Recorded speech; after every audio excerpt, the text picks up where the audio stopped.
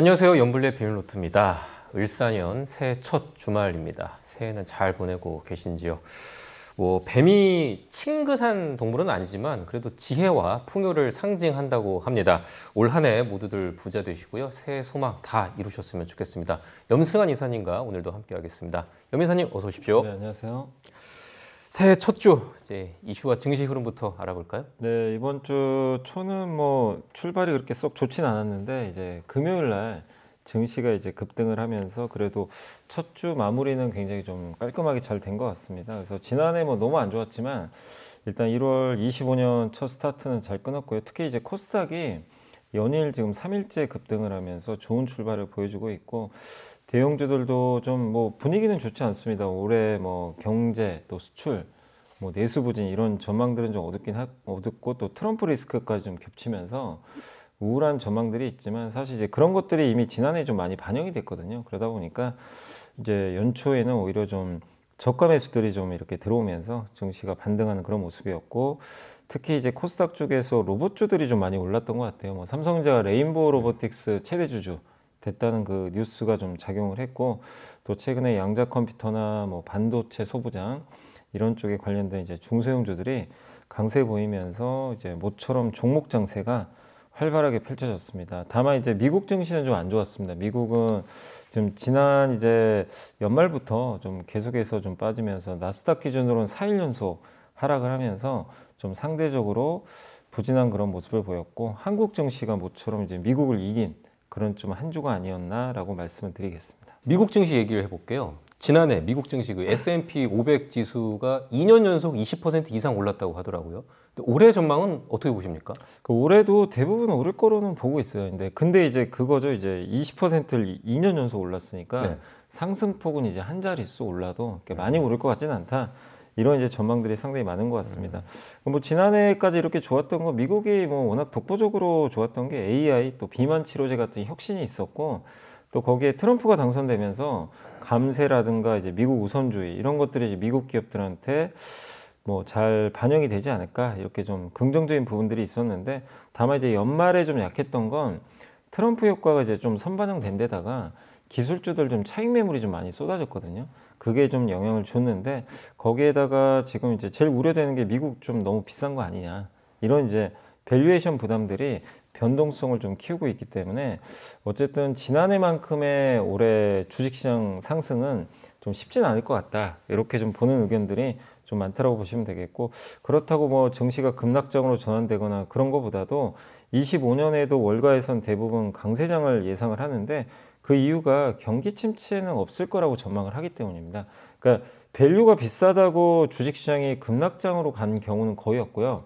대부분 이제 경기가 안 좋아지면서 이제 무너진 경우가 많았거든요. 그러니까 올해도 봐야 될 건 미국의 경기나 소비가 무너지는 흐름이 나오면 급락장이 재현될 수도 있어요. 그렇지만 이제 그런 게 아니라면 그 주식시장이 크게 그렇게 나쁠 건 없을 것 같다라는 그런 전망으로 보고 있습니다. 어쨌든 올해는 많은 주가 상승이 나오기보다는 좀 견조한 흐름 정도를 예상하는 그런 분위기고 다만 이제 기술주가 많이 올랐잖아요. 그래서 올해는 좀 상대적으로 못 올랐던 가치주가 강하지 않을까라는 의견도 있다는 거 참고하시면 좋겠습니다. 트럼프가 1월 20일에 취임하면 단기적으로는 좀 랠리가 있을 것 같기도 합니다. 근데 이제 그걸 너무 빨리 반영해요. 이게 왜냐하면 트럼프 일기를 경험해 보다 보니까 이게 일기 때 오히려 2018년도에 우리가 경험도 해봤지만 사실 생각보다 그렇게 미국 경제에 나쁘게 작용하지는 않았거든요. 그러다 보니까 이제 그 후로 주가 지수가 또 많이 올랐었죠. 그래서 트럼프 일기를 경험한 그 학습 효과가 당선되자마자 그냥 바로 반영을 해버렸어요. 그러니까 아시겠지만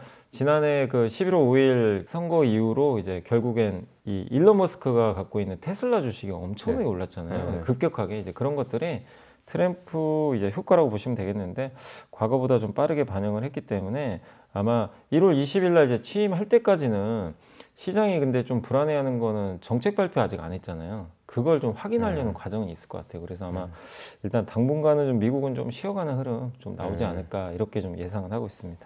알겠습니다. 테슬라가 4분기 차량 인도량을 발표했는데요. 49만 5천 대. 시장 예상치에는 미치진 못했어요. 그 테슬라 주가가 또 연말에는 좀 많이 떨어지는 모습을 보였잖아요. 올해는 좀 어떻게 보십니까? 그 테슬라가 지금 4분기 차량 인도 대수가 지금 예상을 좀 하회하다 보니까 사실 시장 참가자들이 이 분기 인도량에 아주 관심이 예전보다 많은 건 아니고요. 그럼에도 불구하고 숫자가 안 나오니까 주가 많이 올랐잖아요. 그래서 좀 주가가 당일 이제 6%나 이제 급락했던 그런 모습이 좀 나왔습니다. 그래서 일단 시장은 차익 매물을 좀 쏟아냈다라고 보시면 되겠고, 일단 테슬라 주가는 전기차 판매가 사실 지난해 늘지 않았어요. 지난해 역성장을 한 거거든요. 결론적으로는. 근데도 주가가 60% 올랐잖아요. 근데 아까 말씀드린 대로 이건 이제 대부분 트럼프 효과로 다들 보고 있는 거죠. 그래서 시장은 어쨌든 트럼프와의 이런 긴밀한 관계가 이제 본격적으로 취임하고 나서 이어지면서 자율주행 사업까지 잘 순항할지 요거에 관심이 더 많은 것 같아요. 그래서 분기 이제 인도대수를 좀 미달한 건 좀 일시적인 악재가 아니겠냐 이렇게 좀 보고 있는 것 같습니다. 그리고 이제 구겐하임의 애널리스트 유시코우라는 사람이 이제 또 보고서를 썼는데 뭐 그것만 좀 간단히 말씀드리면 한 걸음 물러서서 지난 10년간 우리는 테슬라를 단순히 자동차에서로만 본 적이 없다. 그래서 대신 우리는 이제 항상 머스크와 테슬라를 파괴적 기술을 선도하는 글로벌 기업으로 좀 간주해 왔다. 그래서 그 원대한 비전의 첫 번째 부분이 지난 5년간 이제 구체화됐고 이제 이 다음 버전이 시작될 것 같다. 그게 이제 결국엔 자율주행 같아요. 자율주행과 로봇 산업들. 이제 이거를 우리가 또 봐야 되기 때문에 좀 더 긍정적인 관점을 좀 유지하고 있고요. 다만 이제 월스트리트 저널은 이번 실적에 대해서는 조금 부정적으로 보고 있는 게 차량 라인업이 노후화됐대요. 그러니까 예전 차를 그대로 지금 팔고 있거든요. 그게 좀 문제고 또 정치적 논란도 좀 있는 게 트럼프 지지를 하다 보니까 또 반대편에서는 또 이쪽을 좀 싫어할 수도 있거든요. 이제 그런 분들이 좀 구매를 미룰 수도 있는 거고 또 미국의 전기차 세제 혜택 폐지 가능성이 있잖아요. IRA 법안에 의해서 이것도 테슬라 판매를 둔화시킬 수 있기 때문에 어쨌든 이런 부분들은 좀 부담이 될 수도 있다. 이런 내용들도 좀 상반되게 나온 것 같습니다. 어쨌든 테슬라가 뭐 이런 차량 인도량 때문에 이제 끝났다 이렇게 보기보다는 트럼프 취임을 앞두고 그동안 많이 올랐던 데 따른 차익 매물 출회로 좀 보는 의견들이 많으니까 아직까지는 좀 기대감이 여전히 높다라고 좀 시장을 좀 바라보시면 좋을 것 같습니다. 우크라이나가 그 러시아의 가스관을 잠갔습니다. 그러니까 러시아가 유럽으로 수출하는 그 가스 통로가 네네. 막힌 건데요. 그 천연가스 가격이 이렇게 되면 좀 오르면서 우리 물가가 좀 불안해지지 않을까 이런 걱정도 드는데 어떠세요? 그러니까 지금 우리나라 같은 경우는 지금 이제 물가가 지금 많이 낮아 있는 상태인데 이게 이제 만약에 유가라든가 천연가스 값이 또 오르면 2022년처럼 우리가 또 지금 한국은행은 이제 금리 인하를 해야 되거든요. 그럼 금리 인하를 방해할 수 있어 상당히 좀 예민할 수가 있는데 어쨌든 25년 1월 1일부터 러시아산 가스가 이제 우크라이나 경유가 금지가 되고 이제 이거를 대체하기 위해서 미국에서 LNG 수입을 하겠죠. 그러면 사실 천연가스 가격이 좀 올라갈 가능성이 높아요. 가스 파이프로 받는 것보다 LNG가 비싸거든요. 그래서 이제 일부에서는 좀 이거 천연가스 가격 좀 오르는 거 아닌가 이런 좀 우려감도 좀 표출하고 있는 것 같습니다. 다만 이제 현재 유럽에서 러시아 외 지역에서도 충분한 가스가 이제 공급을 하고 있기 때문에 기존에 22년도에 전쟁 나고 나서 러시아에서 못 받아서 한번 급등했는데 이거를 되게 여러 군데로 다변화 시켜놨거든요. 그래서 제일 우려되는 게 러시아에서 못 받아가지고 공급이 부족할까봐 이건데 뭐 미국에서 받으면 좀 비쌀 수는 있다 하더라도 어쨌든 그렇다고 뭐 파이프라인보다 월등히 비싼 건 아니기 때문에 그리고 공급망을 굉장히 다변화시켰고 카타르에서도 받고 있거든요. 그래서 큰 위험성은 좀 없지 않겠냐 이렇게 좀 보고 있는 것 같습니다.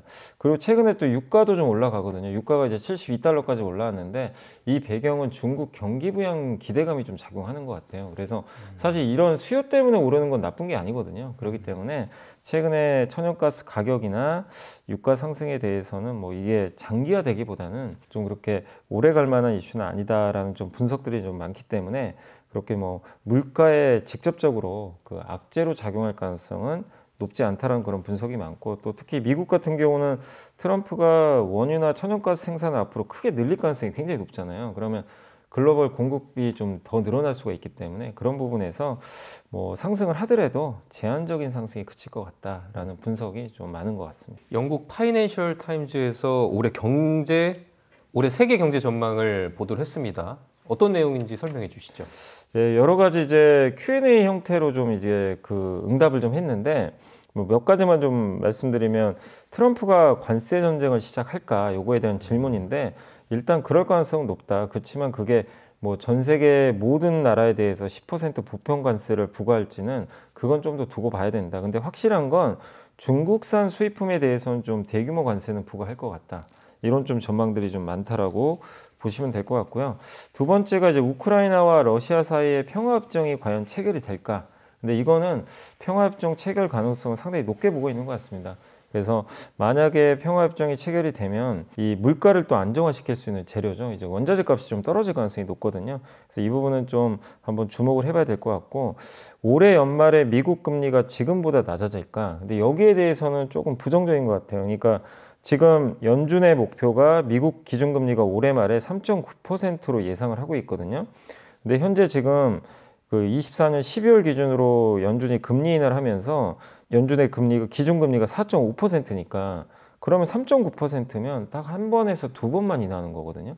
그러니까 이제 별 차이가 없다는 거죠. 근데 이것도 낙관적이래요. 왜냐하면 트럼프가 관세안을 세게 추진을 하고 관세를 부과하고 불법 이민자를 만약에 강력하게 추방을 해버리면 이게 다 물가를 올리는 요인이 또 될 수도 있다고 보는 것 같아요. 그래서 금리를 안 내릴 수도 있다. 이런 조금 이제 부정적인 전망도 있는 것 같고 다만 연준이 금리를 크게 낮추는 건 아마 주식시장이 폭락을 해야 될 것 같다. 그러니까 금융시장에 뭔가 문제가 생기지 않는 이상은 금리가 크게 내려갈 것 같지는 않다. 이런 좀 전망이고 그 다음에 미국의 빅테크 세븐이 있잖아요. 이게 추락할까? 이런 이제 질문도 있었는데 아닌 것 같다. 그건 왜냐하면 그 여전히 뭐 성장을 하고 있기 때문인데 다만 아까도 이제 말씀드린 대로 이 부분 때문에 사실 미국 증시가 올해는 크게는 못 오를 것 같은 게 그 위험 요소들이 좀 일부 있기 때문에 높이 성장하기는 좀 어려울 것 같다라는 게 좀 큰 의견들인 것 같습니다. 그래서 고성장은 힘들지만 어쨌든 이제 제한적인 정도의 성장이니까 뭐 급락보다는 좀 완만한 성장으로 생각을 하시면 좀 좋을 것 같고요. 그다음 트럼프와 머스크 사이가 좀 멀어질 것 같냐 이렇게 좀 질문을 했는데 2026년 7월 4일까지가 정부 효율화 위원회 위원장 임기예요. 일론 머스크가. 그러니까 그때까지 멀어지기 좀 어렵다. 그러니까 밀월 관계는 유지되고 그다음에 이제 마지막으로 비트코인이 20만 달러에 도달할 것 같냐. 사실 워낙 많이들 하시니까 근데 할 것 같대요. 20만 달러까지도. 그럼 지금 두 배, 여기서 두 배 더 오르는 거잖아요. 근데 그렇게 보는 이유가 트럼프 당선인이 워싱턴 주요 요직에 이 디지털 자산에 우호적인 사람을 다 배치시켜 놨대요. 규제를 완전히 푼다는 얘기죠. 그래서 아마 비트코인 가격은 더 오르지 않겠냐라는 그런 의견들이 좀 많았던 것 같습니다. 그래서 이런 좀 질문들이 좀 있었고 그래서 뭐 25년대에 대한 전망은 좀 불확실성도 있어요. 트럼프도 있고 뭐 여러 가지 불확실성도 있지만 어쨌든 견조한 좀 성장은 이어질 거로 좀 보고 있고 다만 금리라든가 좀 이런 물가 부분에 있어서는 예상보다 조금 높을 수 있다는 그런 부분은 좀 염두에 두시면 좋을 것 같습니다. 우리 지금 경제 상황이 좀 녹록치가 않잖아요. 정부는 이제 올해 성장률을 1.8%로 전망을 했는데 일단 수출 자체는 역대 최대 금액을 달성하긴 했어요. 네, 그럼에도 불구하고 우리 정부가 내년 경제 성장률 전망치를 낮춘 배경 뭐라고 보십니까? 12월 수출이 좀 깜짝 수출이 좀 나왔거든요. 근데 그게 이제 11월에 아마 아시겠지만 폭설이 있어가지고 네. 그거 좀 이제 12월로 이연된 것 같더라고요. 그래서 12월 수출은 좀 일시적이다. 그래서 약간 좀 왜곡된 부분이 있었는데, 근데 그렇다 하더라도 작년 수출은 역대 최고를 기록했습니다. 그래서 성적표는 되게 좋은데 이거를 왜 이제 정부에서 이렇게 성장률 전망치를 이렇게 좋은 수치에도 낮췄던 이유는 여러 가지 이유들이 있는데 너무 반도체가 좋았어요. 그러니까 반도체에 다 집중돼 있고 반도체를 제외하면 썩 좋지가 않았거든요. 최근에 반도체와 선박을 제외한 일평균 수출이 12월 달에 마이너스 0.1이거든요. 3개월 연속 감소해요. 그러니까 반도체랑 조선을 빼면 사실상 지금 역성장하고 있어요, 수출이. 그러니까 썩 좋지가 않다는 거고 또 중국이 계속해서 추격을 해오고 있고 트럼프의 어쨌든 이제 관세 정책이라든가 또 우리나라 정치적 리스크가 아직 해소가 안 됐잖아요. 이런 것들 때문에 이제 경제 성장률 전망치를 정부가 이번에 이제 좀 낮춘 상황인데 원래 2.1% 봤는데 1.9%로 낮췄거든요. 그러니까 불확실하다는 거죠. 이게 1.9가 바닥인지도 지금 명확하지 않다라고 보시면 좋겠습니다. 그래서 어쨌든 기획재정부에서 이번에 전망을 낮춘 거는 좀 불확실한 부분들이 아직 남아있기 때문에 올해 수출이 작년에 8.5% 성장했는데 올해는 아마 1.5%밖에 성장 못할 것 같다라고 전망하면서 불확실성을 거론을 했습니다. 그래서 어쨌든 올해 우리나라 그 수출이라든가 경제 전망은 그렇게 좀 썩 좋은 편은 아니다라고 좀 보시면 좋을 것 같고, 다만 이런 것들을 좀 이제 우리가 이미 알고 있기 때문에 정부가 아마 지금 이제 그 아마 다음 주부터 본격적으로 아마 재정 지출을 좀 할 가능성도 있다라는 좀 언론 보도가 있었다고 합니다. 그래서 면세 혜택도 확대하고 임금을 인상하는 기업에 대해서는 인센티브를 도입할 수도 있다. 그러니까 기업들한테 만약에 어떤 기업이 임금을 올려주면 거기에 뭐 보조금 같은 걸 주겠다는 거죠, 정부가. 그래서 그런 식으로 약간의 좀 진작책도 나올 가능성이 있기 때문에 어쨌든 1월 달에 정부가 얼마만큼 또 재정을 지출할지도 한번 좀 지켜보시면 좋겠습니다. 어쨌든 올해 경제 성장률은 좀 둔화되는 거는 일단 시장에서는 좀 인지하고 있다라고 보시면 좋겠습니다. 그럼 지난해 12월 수출 데이터 중에서 좀 눈여겨볼 만한 품목이 있다면 어떤 걸까요? 예, 이제 몇 가지 좀 품목들만 좀 말씀드리면, 이제 반도체가 뭐 여전히 좋아요. 주가는 안 좋았지만 사실 D램 같은 경우 삼성전자 하이닉스 수출 금액이 22년 7월 이후 최대치를 기록했어요. 그냥 그 정도로 좀 좋았고, 또 반도체를 이제 연마할 때 쓰이는 CMP라는 이제 소재가 있는데 그쪽도 견조한 수출 데이터가 나왔고, 요거를 이제 관련된 기업이 바로 K시텍이라는 기업이 있습니다. 그리고 원자 현미경이 있거든요. 반도체 이제 검사할 때 쓰이는데 요게 역대 세 번째로 높은 수출 금액을 기록했다고 합니다. 요걸 만드는 업체는 파크 시스템즈고요. 그 다음에 이제 PSK라는 기업은 중국과 대만으로 반도체 장비 수출이 좀 급증했다, 이런 내용이 있고, 그 다음에 이제 반도체 세척, 이제 씻어내는 장비인데 요게 이제 제우스라는 기업이 만들고 있고요. 한미 반도체는 뭐 여러분도 많이 아시는 그 기업이죠. 그래서 다이 부착기, 이제 반도체하고 칩을 붙이는 장비인데 요런 이제 매출과 수출들이 좀 역대 최대치를 기록을 했다고 합니다.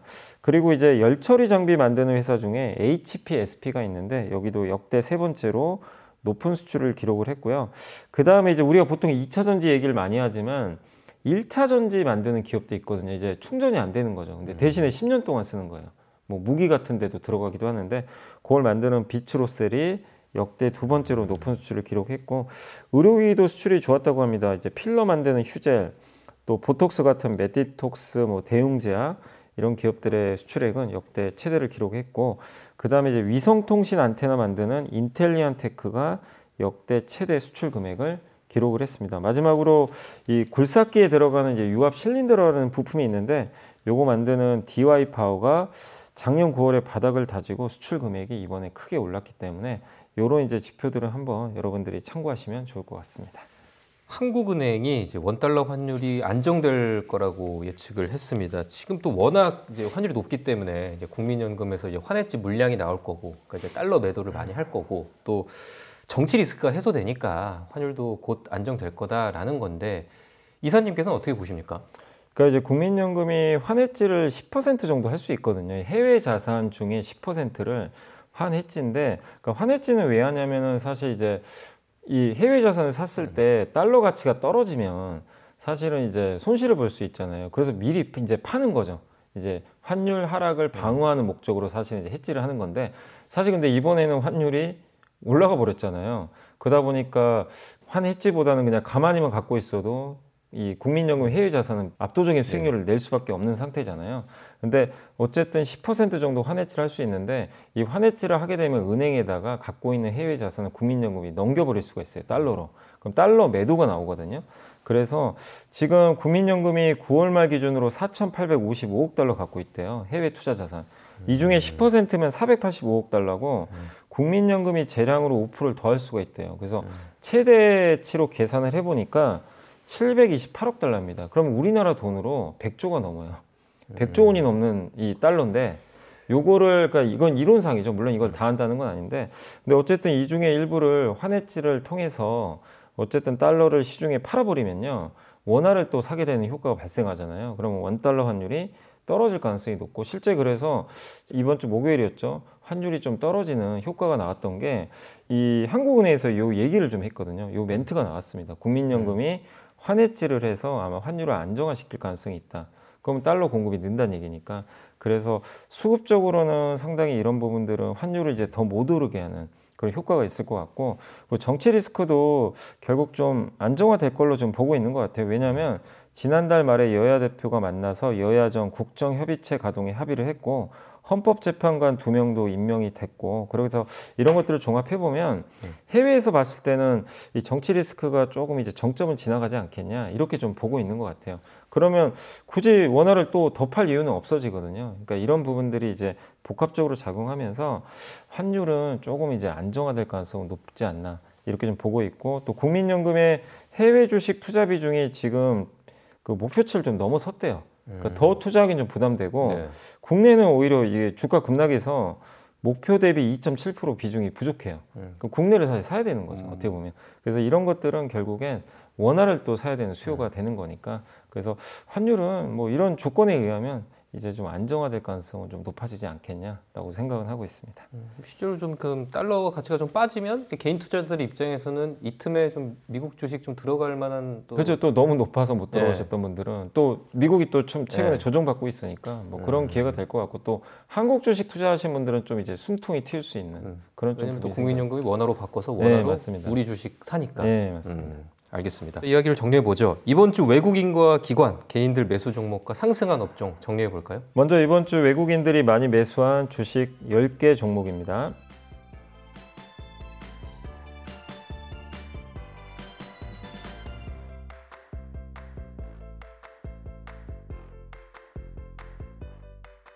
이번에는 기관들이 이번 주에 많이 담은 10개 종목을 알아보겠습니다.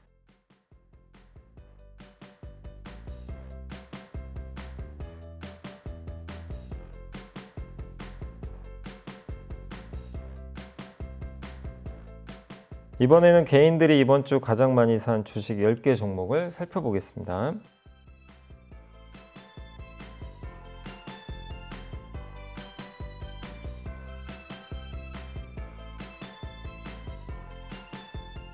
이번에는 이번 주 상승한 10개 업종을 살펴보겠습니다.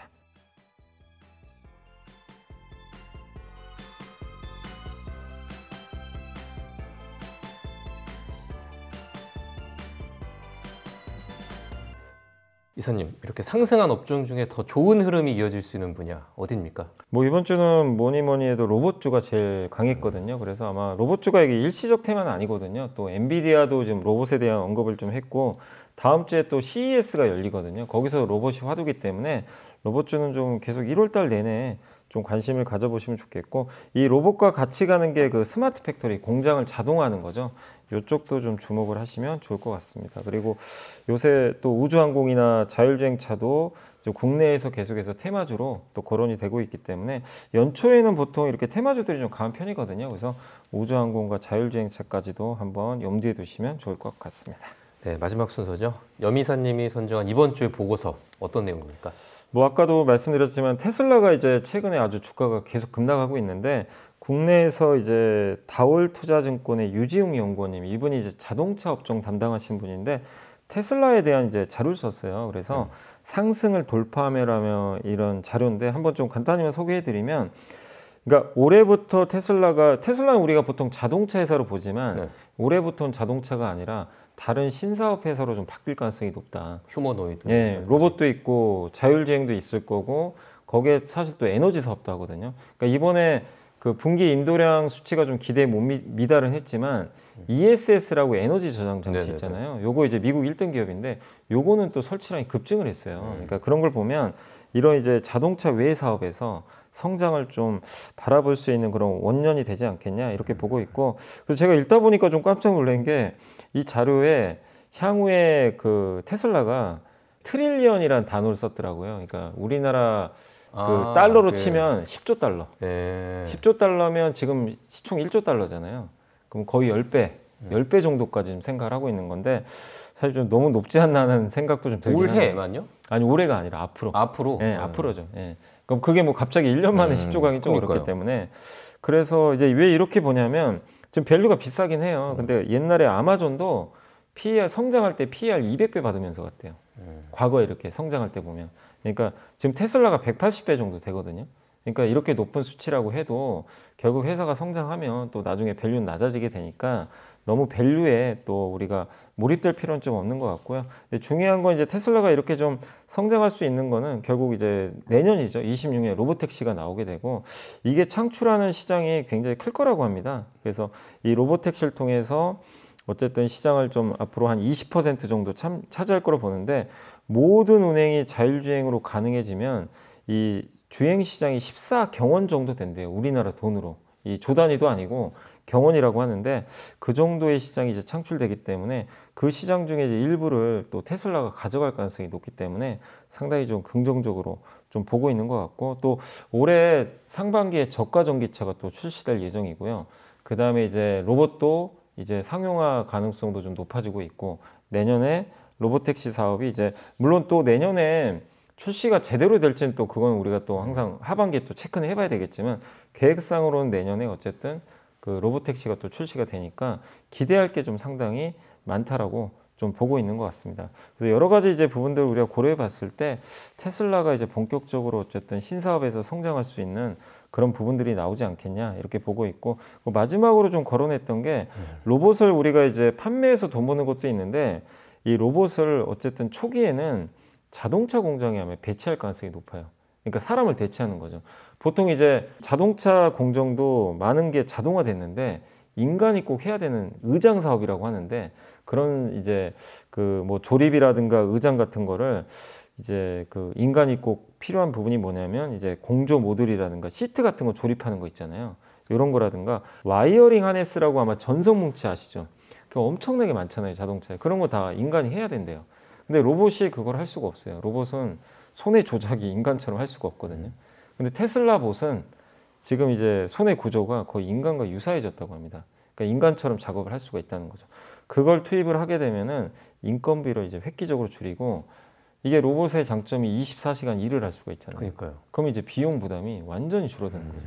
그래서 각 가정마다 한 대씩 팔겠다라는 목표도 있지만 그거에 앞서서 자기네 자동차 공장에 투입을 해가지고 원가를 크게 줄여보겠다. 이 목적이 좀 큰 것 같아요.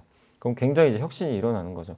근데 이거를 하는 회사가 지금 뭐 테슬라만 하는 게 아니라 지금 BMW도 이제 이런 것들을 통해서 공장에 이제 넣으려고 지금 계획 중에 있고 현대차 그룹은 이미 로봇 회사 수직 계열화를 끝내놨거든요. 그러니까 이런 걸 봤을 때 어쨌든 로봇 시대가 열리면서 테슬라가 한 단계 더 도약하지 않겠냐라는 그런 또 의견도 있는 것 같아요. 그래서 한번 여러분들이 최근에 좀 주가 많이 빠지고 있는데 테슬라가 뭐 10조 달러 간다 이거보다도 이 회사가 그만큼 갈 수 있는 뭔가 성장이 될 수 있는지 그런 것들을 한번 또 주말에 공부해 보시고 한번 고민을 해보시면 어떨까 싶습니다.